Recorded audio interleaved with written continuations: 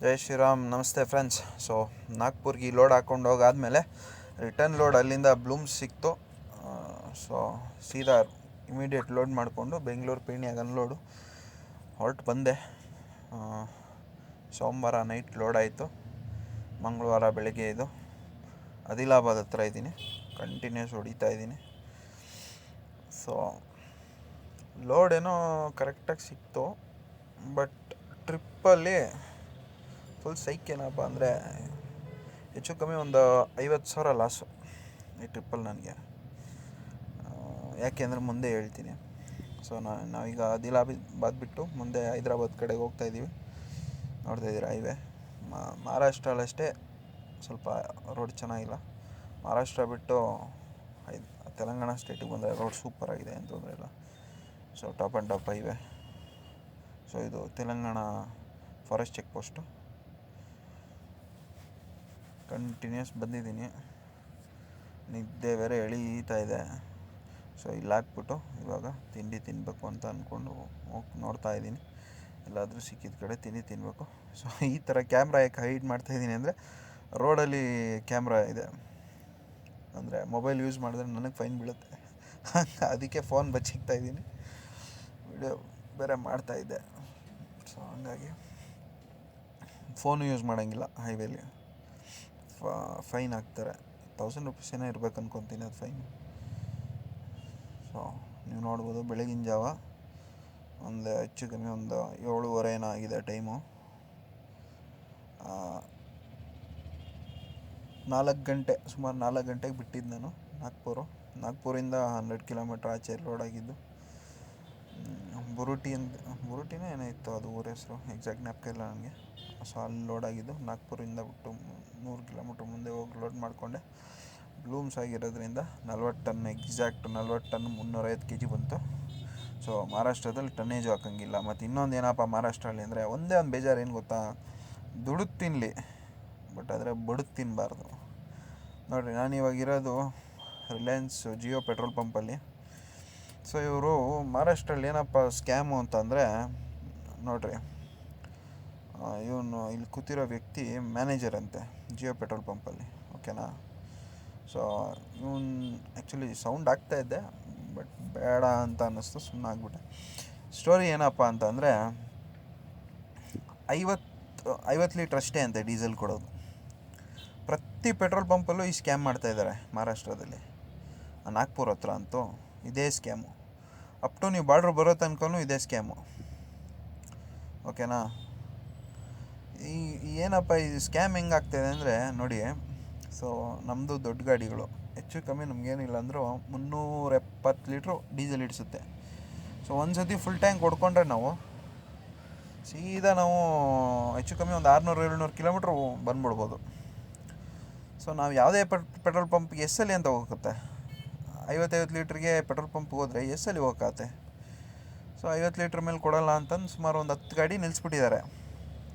ನಾನು ಹೋಗಿ ಸೀದಾ ಕೇಳಿದೆ, ಯಾರಪ್ಪ ಹೇಳಿದ್ದು ನಿನಗೆ 50 ಲೀಟ್ರ್ ಮೇಲೆ ಡೀಸೆಲ್ ಕೊಡೋಲ್ಲ ಅಂತ?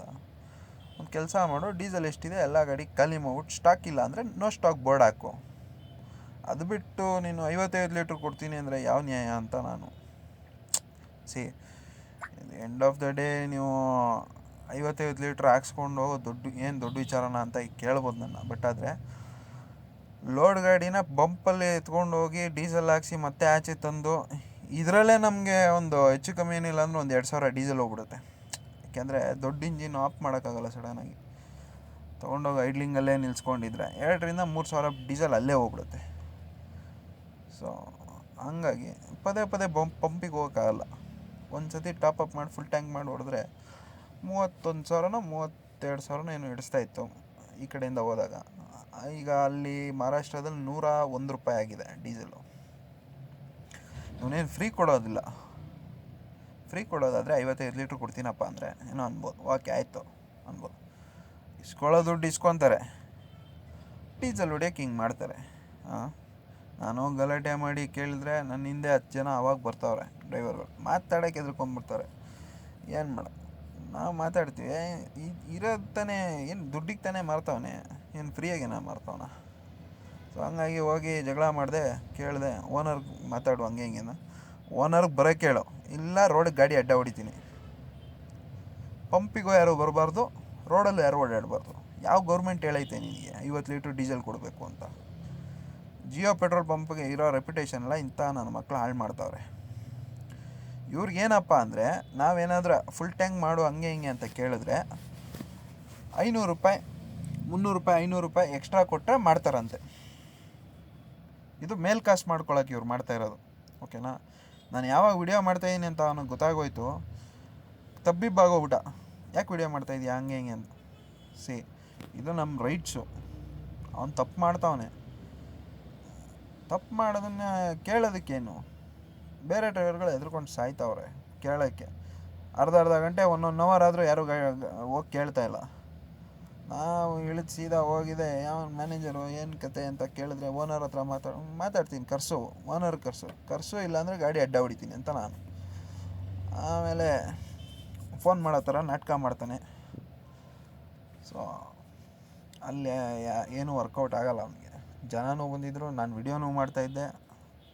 ಅವನಿಗೆ ಗೊತ್ತಾಗೋಯ್ತು ಇದು ದೊಡ್ಡ ಇಶ್ಯೂ ಮಾಡ್ತಾರೆ ಇವರು ಅಂತ. ಸರಿ ಅಂದ್ಬಿಟ್ಟು 100 ಲೀಟ್ರ್ ಕೊಡ್ತೀವಿ ಹಂಗೆ ಹಿಂಗೆ ಅಂತ ಅಂದ್ಬಿಟ್ಟು, ಆಯಿತು ಕೊಡಪ್ಪ ಅಂದ್ಬಿಟ್ಟು ಸುಮ್ಮನೆ ಕಳಿಸ್ದೆ. ಓಕೆನಾ? ನಾನು ಅಲ್ಲಿರೋನ ಹತ್ರ ನೀಟಾಗಿ ಮಾತಾಡಿ, ಏನಪ್ಪ ಈ ಥರ ಎಲ್ಲ ಮಾಡ್ತೀವಿ, ಇದು ವೈರಲ್ ಮಾಡಿಬಿಡ್ತೀನಿ ವಿಡಿಯೋ, ನೀವು ಈ ಥರ ಎಲ್ಲ ಮಾಡೋಂಗಿಲ್ಲ. ಇದು ಆ್ಯಕ್ಚುಲಿ ಬ್ಲ್ಯಾಕ್ ಮಾರ್ಕೆಟ್ ಕ್ರಿಯೇಟ್ ಮಾಡ್ತಾ ಇರೋದು ಇವರು. ಆಯಿತಾ? ಬೇರೆಯವ್ರಿಗೆ ಬಂದವ್ರಿಗೆ ಡೀಸೆಲ್ ಕೊಡಬಾರ್ದು ಅಂತ ಕೇಳ್ತಾನೆ ಪ್ರಶ್ನೆ. ಈ ಪ್ರಶ್ನೆ ಡೀಸೆಲ್ ಇದ್ದರೆ ಕೊಡಬೇಕು. ನಮ್ಮ ಕೆಪಾಸಿಟಿ ಇರೋಷ್ಟು ತೊಗೊಂಡೋಗ್ತೀವಿ. ಏನು 370 ಲೀಟ್ರ್ ಇಡಿಸುತ್ತೆ ಟ್ಯಾಂಕಲ್ಲಿ, ಅದನ್ನು ಬಿಟ್ಟು ಏನಾದರೂ ಎಕ್ಸ್ಟ್ರಾ ತಗೊಂಡು ಹೋಗೋಕ್ಕಾಗುತ್ತಾ? ನಾವೇನಾದರೂ ಕ್ಯಾನಿಗೆ ತುಂಬ್ಕೊತಾ ಇದ್ದೀವ? ಏನಿಲ್ಲ. ಇಲ್ಲ ಎಕ್ಸ್ಟ್ರಾ ಟ್ಯಾಂಕಿಗೆ ಏನಾದ್ರು ತುಂಬ್ಕೊತಾ ಇದ್ದೀವ? ಏನಿಲ್ಲ. ಇರೋ ಟ್ಯಾಂಕಿಗೆ ಫುಲ್ ಟ್ಯಾಂಕ್ ಮಾಡೋಕ್ಕೇನು ದುಡ್ಡು ಕೊಡಲ್ವಾ? ನನ್ನ ಪ್ರಶ್ನೆ ಇಷ್ಟೇ. ಇಲ್ಲ ನೋ ಸ್ಟಾಕ್ ಬೋರ್ಡ್ ಹಾಕು, ಸ್ಟಾಕ್ ಬರ್ತಾಯಿಲ್ಲ ಅಂದರೆ ಜಿಯೋ ಪಂಪವ್ರು ಕೇಳ್ತಾರೆ. ಅವಾಗ ನಿಂಗೆ 500 ರೂಪಾಯಿ ಎಕ್ಸ್ಟ್ರಾ ಕೊಟ್ಟರೆ ನೀನು ಫುಲ್ ಟ್ಯಾಂಕ್ ಮಾಡೋಕ್ಕೆ ಮಾಡ್ತೀಯ ಅಂದರೆ ನಿನ್ನ ಕಮಾಯಿಗೋಸ್ಕರ ಮಾಡ್ತಾಯಿದ್ಯಾ ಇಲ್ಲಿ, ಬೇರೆ ಇನ್ನೇನಿಲ್ಲ. ಎಕ್ಸ್ಟ್ರಾ ಕಮಾಯಿ ಮಾಡ್ಕೊಬೇಕು ಅಂತ. ಆಯಿತಾ? ಪ್ರೈವೇಟ್ ಆದ್ರೇನು ಗೌರ್ಮೆಂಟ್ ಆದ್ರೇನು ಎಲ್ಲರಿಗೂ set of rules and regulations ಇರುತ್ತೆ. ಅದನ್ನು ಕರೆಕ್ಟಾಗಿ ಫಾಲೋ ಮಾಡಬೇಕು. ಯಾವ ಗೌರ್ಮೆಂಟವರು ಯಾರೂ ಹೇಳಿಲ್ಲ ಏನು ಇಷ್ಟೇ ಕೊಡಬೇಕು ಅಷ್ಟೇ ಕೊಡಬೇಕು ಅಂತ. ಮಹಾರಾಷ್ಟ್ರದಲ್ಲಿ ಇದೊಂದೇ ಬೇಜಾರಾಗೋವಂಥ ವಿಚಾರ. ಬರೀ ಸ್ಕ್ಯಾಮು. ಒಂದು ಊಟ ತಿಂಡಿ ತಿನ್ನೋಕೆ ಹೋಗ್ರಿ 500 ರೂಪಾಯಿ ಕಿತ್ಕೊಂಡ್ಬಿಡ್ತಾರೆ. ಒಂದು ಏನಾರು ತಗೊಳಕ್ಕೆ ಹೋಗ್ರಿ 1 to ಡಬಲ್ ರೇಟು.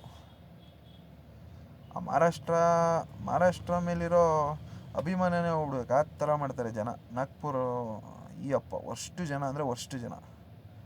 ಅಲ್ಲಿ ಹೆಂಗೆ ಬದುಕ್ತಾರೋ ಜನ ಗೊತ್ತಿಲ್ಲ. ಕೇಳಿದ್ರೆ ಗೌರ್ಮೆಂಟ್ ಮೇಲೆ ಹೇಳ್ತಾರೆ.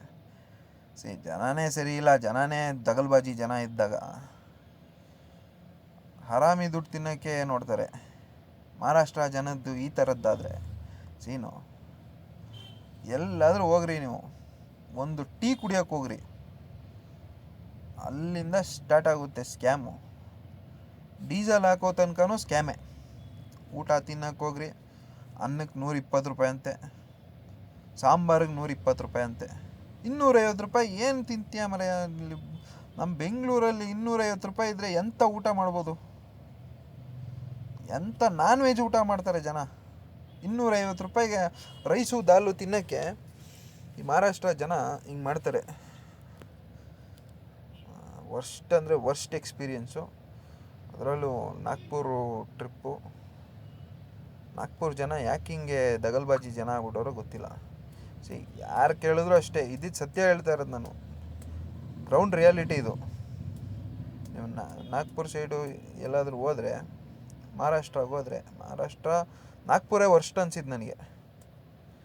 ಇದೆ ಮಹಾರಾಷ್ಟ್ರದಲ್ಲಿ ಈ ಥರ ಎಲ್ಲ ಸ್ಕ್ಯಾಮ್ಗಳು. ಬಟ್ ಅದು ವರ್ಸ್ಟಲ್ಲೇ ವರ್ಸ್ಟು ನಾಗ್ಪುರ್ ನಾನು ನೋಡಿದ್ರಲ್ಲಿ. ಮತ್ತು ಎಲ್ಲೂ 2 ಲೀಟ್ರ್ ನೀರು ಸಿಗೋಲ್ಲ. ನೀರಿನ ಬಾಟ್ಲು 2 ಲೀಟ್ರದ್ದು ನೀರಿನ ಬಾಟ್ಲು ಸಿಗೋಲ್ಲ. ಯಾಕಪ್ಪ ಅಂದರೆ ಪ್ರಾಫಿಟ್ ಮಾರ್ಜಿನ್ ಜಾಸ್ತಿ 1 ಲೀಟ್ರ್ ಮಾರಿದ್ರೆ. ಸೊ ದುಡ್ಡು ಸಾಯ್ತಾರೆ ನೋಡಿ. ಇವರೆಲ್ಲ ಡ್ರೈವರ್ಗಳು ನನ್ನ ಜೊತೆ ಬಂದಿದ್ದರು. ಸೊ ಅದೆಲ್ಲ ಕಿತ್ತಾಡ್ಕೊಂಡು ಅವನ ಹತ್ರ ಎಲ್ಲ ಏನೋ ಮಾತಾಡಿ ನಾನು 300 ಲೀಟ್ರ್ ಡೀಸೆಲ್ ಹಾಕ್ಕೊಂಬಂದೆ, ಓವರ್ ಟನ್ನೇಜು ಅಂತ ಕಾಟ ಗತ್ತಿಸ್ತವ್ರೆ. ಮಹಾರಾಷ್ಟ್ರ ಬಾರ್ಡ್ರ್ ಪಾಸ್ ಮಾಡಿದ್ದೀನಿ. ಅವ್ನು ಮಹಾರಾಷ್ಟ್ರದ ಬಾರ್ಡ್ರ್ ಅವ್ನು ₹1,000 ಇಸ್ಕೊತಾನೆ. ಅವ್ನು ಹಾಳಾಗೋಗ್ಲಿ ಅಂದ್ಬಿಟ್ಟು ಇಲ್ಲಿ ಕಾಟ ಗಚ್ಚಿಸಿದ್ರೆ ಇದು ತೆಲಂಗಾಣ ಕಾಟ ಓವರ್ ಟನ್ನೇಜ್ ಇದೆ ಅಂತವನೆ. ಓವರ್ ಟನ್ನೇಜ್ ಇಲ್ಲ ಏನಿಲ್ಲ, 5% ಫ್ಲೀಟ್ ಇದೆ. ಇವರಿಬ್ಬರು ಕಾಟ ಹಚ್ಚಿ ಅಂತ ಕಾಟ ಗಚ್ಚಿಸಿದ್ರು. ಏನೊಂದು ಅರ್ಧ ಗಂಟೆ ಟೈಮ್ ವೇಸ್ಟ್ ಮಾಡಿದ್ರು ಅಷ್ಟೇ, ಬೇರೆ ಇನ್ನೇನಿಲ್ಲ. ಅದು ಪಾಸಿಂಗ್ ಕಾಟನೇ, ಅಂದರೆ ಪಾಸಿಂಗ್ ಲೋಡೇ ಇರೋದು. 56,900 ತೋರಿಸ್ತಾ ಇದೆ. 57 ಟನ್ ತನಕ ತೊಗೊಂಡೋಗೋದು ನಾನು. ಸೊ ಅಲ್ಲೆಲ್ಲ ಮುಗಿಸ್ಕೊಂಡು ಕಿತ್ತಾಡ್ಕೊಂಡು ಹೆಂಗೋ ತೆಲಂಗಾಣ ಬಂದೆ. ಹೈದ್ರಾಬಾದ್ ಸಿಟಿ ಪಾಸ್ ಮಾಡಿದೆ. ಠಮಾರ್ ಅಂತ ಒಂದು ಟೈರ್ ಹೊಡೆದೋಯ್ತು. ತಗೊಳ್ರಪ್ಪ, ಹೋಗ್ಬೇಕಾದ್ರೆ ಒಂದು ಟೈರ್ ಹೊಡೆದೋಗಿತ್ತು, ಬರ್ಬೇಕಾದ್ರೆ ಒಂದು ಟೈರ್ ಹೊಡೆದೋಯ್ತು. ಏನು ಮಾಡೋಕ್ಕಾಗಲ್ಲ. 3ನೇ ದಿವಸಕ್ಕೆ ಹೈದ್ರಾಬಾದ್ ಪಾಸ್ ಮಾಡಿ 4ನೇ ದಿವಸಕ್ಕೆ ಅನ್ಲೋಡಿಗೆ ಬರಬೇಕಿತ್ತು ನಾನು. ಬಟ್ ಆದರೆ ಟೈರ್ ಹೊಡೆದೋಗೋದ್ರಿಂದ ಇದೇ ಬ್ಲೂಮ್ಸು. ಮತ್ತು ಹೊಸ ಟೈರ್ ಅಂಗಡಿ ಹತ್ರ ಬಂದೆ. MRF 2 ಟೈರ್ ತೊಗೊಂಡೆ. ₹36,500 2 ಟೈರ್, ಸಾದಾ ಟೈರ್ ತೆಗ್ದು. ಈಗ ಈ ಟೈರ್ನ ಫ್ರಂಟಿಗೆ ಹಾಕಬೇಕು. ಇದೇ MRF ಶೋರೂಮು. ಇದು Hyderabad to Bangalore road highway ಇದೇನೆ. ಪಾಪ ಇವನ್ಯಾರೋ ರಾಮ್ ಪಂಚ ಶಾಪು. ನನ್ನ ಅದೃಷ್ಟಕ್ಕೆ ನೋಡಿ ಅವ್ನ ಗಾಡಿ ತೊಗೊಂಬಂದು, ಅವ್ನ ಗಾಡೀಲೇ ಟೈರೆಲ್ಲ ತೊಗೊಂಬಂದು ತೊಗೊಂಡ. ಒಂದು 2,000 ತೊಗೊಂಡ. ಪಾಪ ದುಡ್ಡಿಗಲ್ಲ, ನೀಟಾಗಿ ಕೆಲಸ ಮಾಡ್ದ. ಅದು ಖುಷಿ. ದುಡ್ಡು ಹೋಗ್ಬಿಡ್ಲಿ, ಕಂಪ್ಲೇಂಟ್ ಬರ್ದಂಗೆ ಮಾಡಿಕೊಡ್ತವನಲ್ಲ. ಇದೇ ಅವ್ನ ಸೆಟಪ್ ಎಲ್ಲ. ಇದೇ ಗಾಡೀಲಿ ಹೋಗಿ 2 ಟೈರು MRF ಶೋರೂಮಿಂದ ಎತ್ಕೊಂಬಂದು ಗಾಡಿಗೆ ಹಾಕಿ. ಈ 2 ಹೊಡೆದೋಗಿದ್ದ ಟೈರ್ ಇತ್ತು, ಹೋಗ್ಬೇಕಾದ್ರೆ ಒಂದು ಟ್ರಿಪ್ ಹೊಡೆದೋಗಿತ್ತು, ಬರ್ಬೇಕಾದ್ರೆ ಒಂದು ಟ್ರಿಪ್ಪಲ್ಲಿ ಒಂದು ಹೊಡೆದೋಯ್ತಲ್ಲ. 2 ಟೈರು ಅವನಿಗೆ ಕೊಟ್ಬಿಟ್ಟೆ. ಪಾಪ ಅವ್ನು ₹400 ತೊಗೊಂಡ. ₹800 ಹೋಯ್ತು. ಇದೇ ಫ್ರಂಟಿಗೆ ಹಾಕಿರೋ ಟೈರು. ಇಲ್ಲಿರೋ 2 ರೇಡಿಯಲ್ ಟೈರ್ ತೆಗ್ದು ಟ್ರೈಲರ್ಗೆ ಹಾಕ್ಬಿಟ್ಟು ಇಲ್ಲಿ ಫ್ರಂಟಿಗೆ 2 ಹೊಸ ಟೈರ್ ಹಾಕ್ಕೊಂಡು ಹೊರಡೋಣ ಅಂತ ಹೊರಟು ಬಂದೆ. ಹೈದ್ರಾಬಾದ್ ಬಿಟ್ಟು ಸ್ವಲ್ಪ ಮುಂದೆ ಬಂದರೆ ₹2,000 ಸ್ಕ್ಯಾಮ್ ಮಾಡ್ತಾವ್ರಿ ಈ ಮುಂಡೆ ಮಕ್ಳು ಇಲ್ಲಿ. ₹2,000 ಸ್ಕ್ಯಾಮ್ ಮಾಡ್ತವ್ರೆ. ಏನಪ್ಪ ಸ್ಕ್ಯಾಮು ಅಂದರೆ, ಯಾಕೆ ಕೇಳ್ತೀರಾ? ಸ್ಕ್ಯಾಮು ಎಲ್ಲರದು ಏನಾದರೂ ಒಂದು ತಲೆನೋವು ಇದ್ದೇ ಇರ್ತೈತೆ. ಸೊ ಏನಪ್ಪ ಸೀನು ಈ ಪೆಟ್ರೋಲ್ ಪಂಪಲ್ಲಿ ಅಂದರೆ,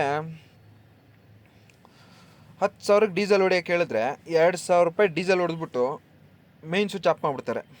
ಆಯಿತಾ? ಆಮೇಲೆ 2,000 ಆಲ್ರೆಡಿ ಹೊಡೆದಿದ್ದೀನಲ್ಲ, ಈಗ 8,000 ಹೊಡಿತೀನಿ ಅಂತ ಅಂದ್ಬಿಟ್ಟು ಆ 2,000ದಿಂದನೇ ಕಂಟಿನ್ಯೂ ಮಾಡ್ತಾನೆ. 8,000ಕ್ಕೆ ಡೀಸೆಲ್ ಹೊಡೆದ್ಬಿಟ್ಟು ಬಿಡ್ತಾನೆ. ಇದೇ ನೋಡ್ರಿ, JS ಫ್ಯೂಲ್ಸ್ ಅಂತೇನೋ ಇದೆ, Indian oil petrol pump. Last time ಹೈದ್ರಾಬಾದಿಂದ ಬರಬೇಕಾದ್ರೆ ಅದಕ್ಕಿಂತ ಸ್ವಲ್ಪ ಮುಂದೆ ಇರೋ HP ಪೆಟ್ರೋಲ್ ಪಂಪಲ್ಲೂ ಸೇಮ್ ಸ್ಟೋರಿ. ಈ ಮುಂಡೆ ಮಕ್ಕಳು ಅದು ಯಾಕೆ ಹಿಂಗೆ ಸಾಯ್ತಾರೋ ಏನೋ ತೆಲಂಗಾಣದಲ್ಲಿ ಈ ಪೆಟ್ರೋಲ್ ಪಂಪಲ್ಲಿ ಗೊತ್ತಿಲ್ಲ. ಸೊ ಅವ್ರದ್ದು ಹತ್ರ ಎಲ್ಲ ಕಿತ್ತಾಡ್ಕೊಂಡು ಬಂದೆ. ಕರ್ನೂಲ್ ಹತ್ರ ಫುಲ್ಲು ಭಯಂಕರ ಗಾಳಿ, ಭಯಂಕರ ಮಳೆ ಸ್ಟಾರ್ಟ್ ಆಗೋ ಥರ ಇದೆ. ಯಾವ ಥರ ಗಾಳಿ ಹೊಡಿತಾ ಇದೆ ಅಂದರೆ, ಬೈಕಲ್ಲಿ ಹೋಗೋರು ಹೋಗೋಕ್ಕಾಗಲ್ಲ, ಅಳ್ಳಾಡೋಗ್ಬಿಡ್ತವ್ರೆ. ಆ ಥರ ಭಯಂಕರ ಗಾಳಿ, ಭಯಂಕರ ಧೂಳು ಮಣ್ಣು. ಏನೋ ಸದ್ಯ ನನ್ನ ಗ್ಲಾಸೆಲ್ಲ ಎತ್ಬಿಟ್ಟಿದೆ. ಸೊ ಹಂಗಾಗಿ ನೋಡ್ಬೋದು ನೀವು, ಫುಲ್ ಮಿಂಚ್ತಾ ಇದೆ. ಕರ್ನೂಲ್ ಹತ್ರ ಹಿಡ್ಕೊಂಡಿದ್ದ ಮಳೆ ಬೆಂಗಳೂರು ಚಿಕ್ಕಬಳ್ಳಾಪುರ ತನಕ ಹೊಡೀತಾನೇ ಇತ್ತು. ಹೆಂಗೋ ಸದ್ಯ ಮಳೆ ಬಂದಿದ್ದು ಕಂಟಿನ್ಯೂಸ್ ಆಗಿ ಹೊಡೆದೆ. ಒಂದು ನೈಟಲ್ಲಿ ಬಂದಿದ್ದೀನಿ. ಫುಲ್ ಕಂಟಿನ್ಯೂಸ್ ಆಗಿ ಹೊಡೆದೇ ಮಳೆ ಹೊಡೆದು ಕೆಚ್ತಾ ಐತೆ. ಏನು ಮಾಡೋದು, ಫುಲ್ ಭಯಂಕರ ಮಳೆ. ರೋಡೇ ಕಾಣ್ತಾ ಇಲ್ಲ. ಆಪೋಸಿಟ್ಟು ಸೈಡಲ್ಲೂ ಗಾಡಿ, ಮಿರರಲ್ಲೂ ಏನೂ ಕಾಣ್ತಾ ಇಲ್ಲ. ಏನು ಮಾಡ್ತೀರಾ? ಅಂತೂ ಇಂತೂ ಬಂದು ಅಲ್ಲೊಂದು ಹಂಸು ಹಾರಿಸ್ಬಿಟ್ಟೆ. ಏನು ಮಾಡಲಿ, ಮಳೆ ಹುಯ್ತೈತೆ, ಕಾಣಿಸ್ತಾ ಇಲ್ಲ. ಕಂಟ್ರೋಲ್ ಮಾಡೋಕ್ಕೆ ಟ್ರೈ ಮಾಡಿದೆ, ಹೊಡೆದೇ ಬ್ರೇಕು, ಸ್ಕಿಡ್ ಆಯಿತು ಫ್ರಂಟ್ ವೀಲು, ಬಿಟ್ಟೇ ಬ್ರೇಕು. ಬ್ಲೂಮ್ಸ್ ಇರೋದ್ರಿಂದ ಸೀದಾ ಮುಂದೆ ಬಂದುಬಿಡ್ತದೆ ಬ್ಲೂಮ್ಸು. ಸೊ ಅದಕ್ಕೆ ತಲೆ ಕೆಡಿಸ್ಕೊಂಡಿಲ್ಲ, ಹಂಸ ಹಾರಿಸ್ಬಿಟ್ಟೆ. ಒಂದು ಹಂಸ ಹಾರಿಸಿ ಹೆಂಗೋ ಹೋದೆ. ಬರ್ತಾ ಇದ್ದೆ, ನಿದ್ದೆ ಭಯಂಕರ ಎಳಿತಾ ಇತ್ತು. ಇದು ಯಾವುದೋ ಒಂದು ಅರುಣಾಚಲ ಅಂತ ಒಂದು ಲಾರಿ, ಈ ಅರುಣಾಚಲ ಅವ್ರದ್ದು ಲಾರಿ ಇದು. ನನಗೂ ಅವನಿಗೂ ಟಕ್ಕರ್ ಬಿತ್ತು. ಈಚರ್ ಗಾಡಿ ಹೆಂಗೋ ಇವನು ನಾನು ರೇಸ್ ಹೊಡ್ಕೊಂಡು ಬಂದೆ. ಬೆಳಗಾನ ಹೊಡೆದಿದ್ದಾಯಿತು. ಕಂಟಿನ್ಯೂಸ್ ಬಂದೆ ಚಿಕ್ಕಬಳ್ಳಾಪುರ ಹತ್ತತ್ರ. ಏನು ನೋ ಎಂಟ್ರಿ ಒಂದು 11 ಗಂಟೆ ಹಂಗೆ ನೋ ಎಂಟ್ರಿ ಬಿಡುತ್ತೆ. ಸೀದಾ ಹೋಗಿ ಪೀಣ್ಯ ಹೋಗಿ ಅನ್ಲೋಡ್ ಮಾಡಿಬಿಡ್ತೀನಿ, ಮಿಸ್ ಇಲ್ಲ. ಸೊ ಈ ಟ್ರಿಪ್ಪಲ್ಲಿ 5 ದಿವಸ ಆಗೋಯ್ತು. ಒಂದು ಟೈರ್ ಹೊಡೆದೋಯ್ತು. ಈ ಥರ ಸ್ಕ್ಯಾಮ್ಗಳು ಮಹಾರಾಷ್ಟ್ರ, ತೆಲಂಗಾಣ ಇಲ್ಲೆಲ್ಲ ಭಾರಿ ಹುಷಾರಾಗಿರಬೇಕು. ನಮ್ಮ ಕರ್ನಾಟಕದಲ್ಲೇ ಪುಣ್ಯಭೂಮಿ, ಕರ್ನಾಟಕದಲ್ಲಿ ಹುಟ್ಟೋಕ್ಕೆ ಪುಣ್ಯ ಮಾಡಿರಬೇಕು. ಮಾಡ್ತಾರೆ ಬಟ್ ಆದರೆ ಎಷ್ಟೊಂದಿಲ್ಲ. ಸೊ ಇಷ್ಟು ಹೇಳ್ತಾ ಮುಗಿಸೋಣ ಈ ಬ್ಲಾಗು. ಸಿಗೋಣ ನೆಕ್ಸ್ಟ್ ಬ್ಲಾಗಲ್ಲಿ. ಓಕೆ ಫ್ರೆಂಡ್ಸ್, ಟೇಕ್ ಕೇರ್, ಬಾಯ್.